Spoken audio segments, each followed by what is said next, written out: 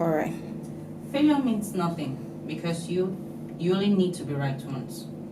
So please, I would like to know what it means to be a failure. Why it means nothing to be a failure, please. Okay, you see, many people have this belief that when you fail, that is everything and it's the end, right? But the truth is, failure is not the end in itself. If you can persist, there is always success at the end of the tunnel. Take Thomas Edison, for example, the owner of the person that founded these light bulbs that we are seeing today. He failed 1,000 times. The question is, can you fail 1,000 times and keep trying?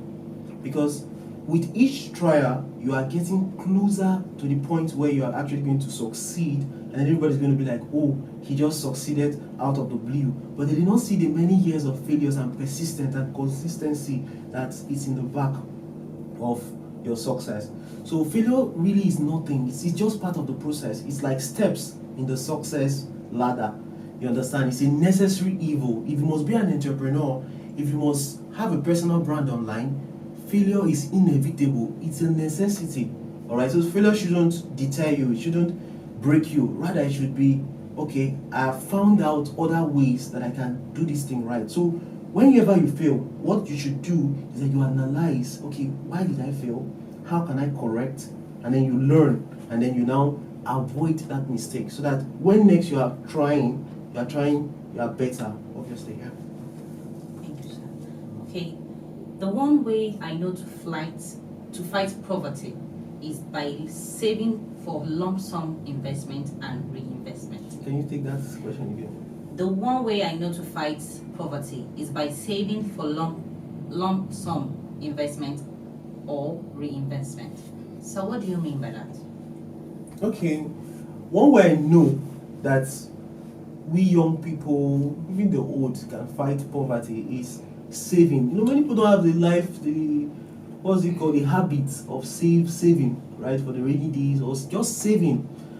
Personally, I save about 30 to 70% of whatever I earn, right? 30 to 70%. In fact, currently I save about 70% of all I earn because I live in Africa and I earn in dollars, right? So there is, and you know, obviously minimum wage in Africa, in Nigeria, of course, is about $50. So someone that earns $3,000, $5,000 per month, you can live off of $500. It's even too much, right? So I save up to 70% of what I earn. I lock it. I don't want to maybe advertise them, but I use PiggyVest. I lock funds and stuff.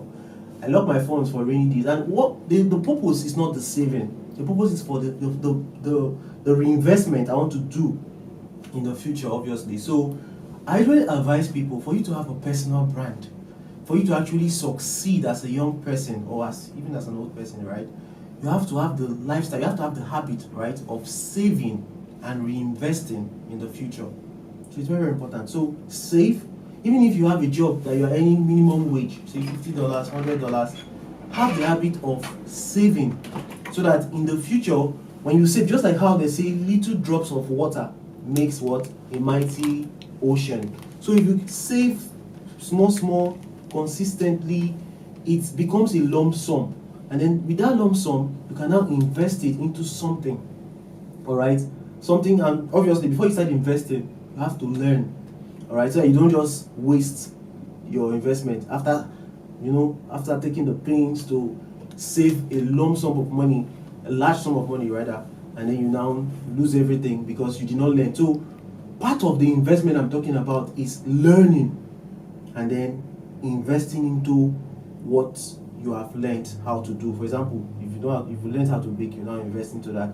And as you know, we are into personal brand building and monetization. So if you learn, so you first have to learn. Let me just give you a process, a step-by-step process, because I like this kind of Pause, please.